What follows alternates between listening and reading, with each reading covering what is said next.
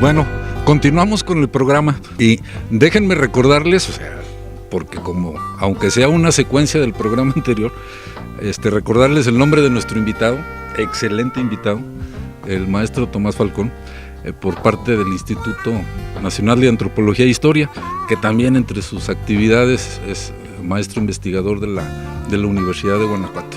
Vamos a seguir deleitándonos con esta amenísima plática que nos tiene aquí el maestro Tomás Falcón. Importantísima. Bueno,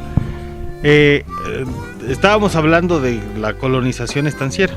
Ya el maestro Rodríguez Frausto, que en paz descanse, hizo una excelente aportación a finales de los años 60 con su artículo denominado La colonización estanciera en el Bajío.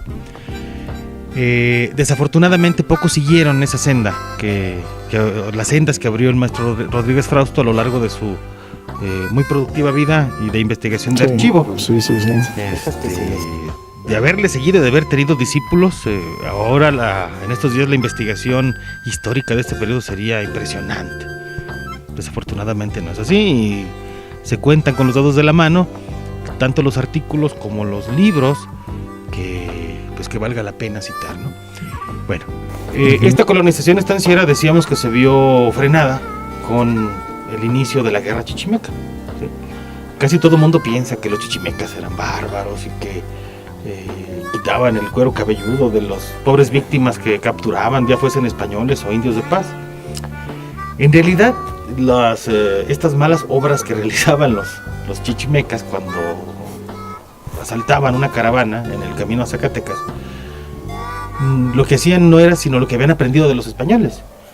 Los españoles eran los que pagaban por cada cabellera o por cada oreja o por cada brazo de indios chichimecas que se mostraba en ciertos mercados como Celaya o en Aguascalientes, donde eran centros donde había siempre guardias volantes que protegían los caminos, y los españoles le pagaban tanto a españoles vagabundos como a indios mestizos como Miguel Caldera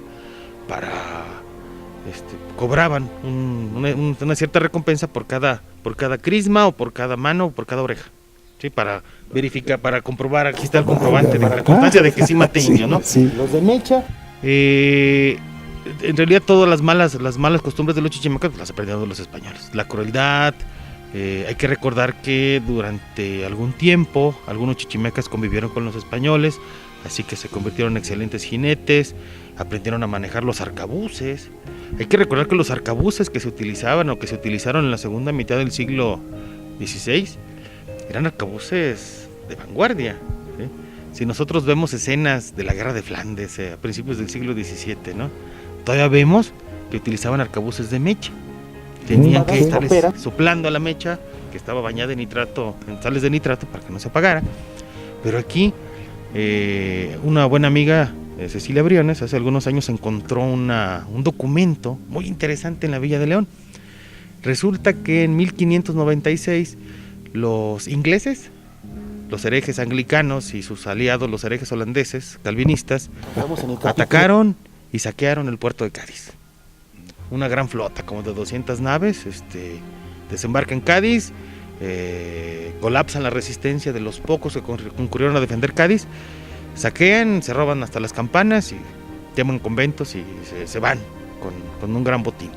En respuesta, el buen Felipe II, ya en sus últimos años de reinado y de vida, ordena una movilización general en todo el imperio.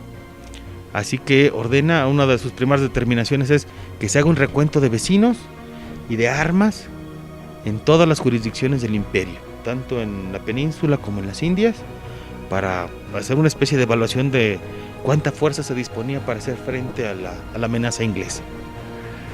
Han sobrevivido muy pocos de estos bandos, de estas órdenes emitidas desde la Villa de Madrid, y precisamente en la Villa de León, la amiga Cecilia encontró ese documento. Eso fue hace algunos años. Ese documento se quedó ahí en stand-by y últimamente lo hemos estado trabajando para averiguar de qué manera esta fiebre, esta efervescencia de defender a la monarquía católica de las hordas de luteranos y de las hordas de calvinistas influyó en la manera en que se estaba poblando y que se estaba colonizando la Chichimeca. Sí, claro. Y para nuestra sorpresa, regresando con lo de los arcabuces, nos encontramos que buena parte de los vecinos de la jurisdicción, en este caso de la Villa de León, disponían de arcabuces de pedernal. Es decir, eran como las armas automáticas del momento, ¿no? Los de mecha tenían un sistema que hacía que cuando se jalaba el gatillo, un resorte impulsaba la mecha encendida hacia un agujerito que tenía pólvora y ¡pum! Producía la explosión y disparaba el balín. Los de pedernal ya prescindían de la mecha y tenían una piedrita, y al momento de que se realizaba se jalaba el gatillo, se regresaba violentamente y generaba una serie de chispas que incendiaban la pólvora y disparaban el balín, ¿sí?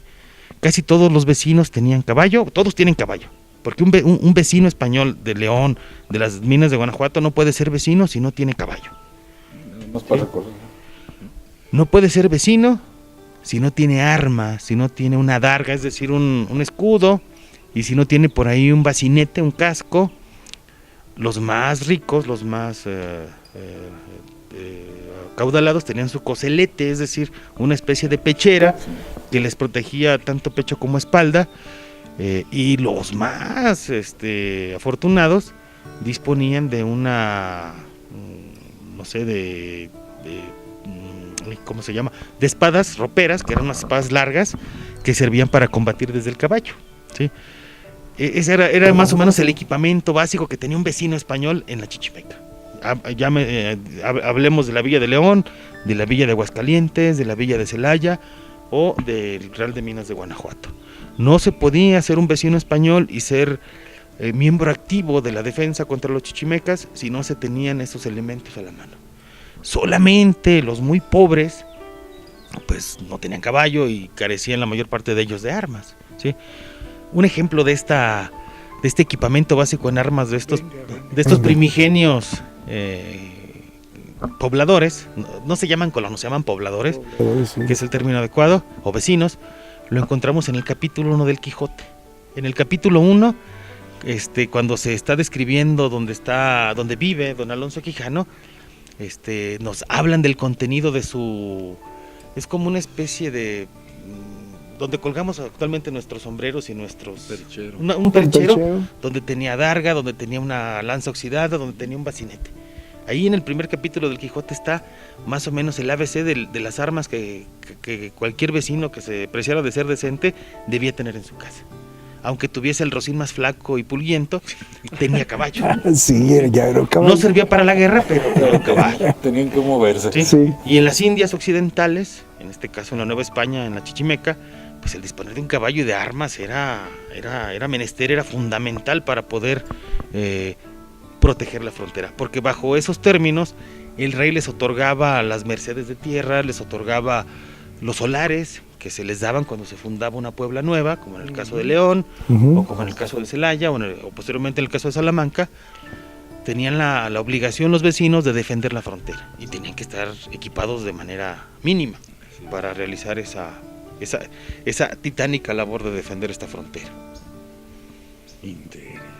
Pero fíjate, o sea, con algo que me quedo yo ahorita, o sea, ¿cómo mencionas la Villa de León, la Villa de Celaya, la Villa y el Real de Minas de Guanajuato? O sea, hay una diferencia grande en los asentamientos y en las ciudades, o sea, en los lugares de los que estamos hablando nosotros, ¿eh?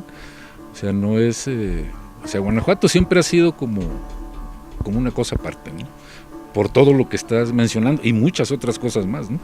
Dime, maestro, si pudiéramos decir que debido al trabajo, a la labor minera, realmente, pues, la gente, la sociedad estaba un poquito más dedicada a ello que en andar cuidando y andar, ¿cómo se llama? Haciendo labores como en otras ciudades, pues me refiero. Que la labor minera los atrapaba más, pues, en su tiempo del día, ¿no? ¿Pudiera ser esa parte? Bueno, aquí debemos de entender una cosa. Cuando se da el proceso de poblamiento, es un todo. Uh-huh. A pesar de que se van fundando diversas jurisdicciones, el hecho de que seas operario minero no te exime de que en algún momento tengas que empuñar las armas y de conseguir un caballo para defenderte del acoso chichimeca. Hay que recordar que por la salida a San Miguel de los chichimecas, y ya en esa época San Miguel el Grande, había muchas incursiones. Lo mismo en la sierra de Santa Rosa. Estas incursiones tenían que ser repelidas.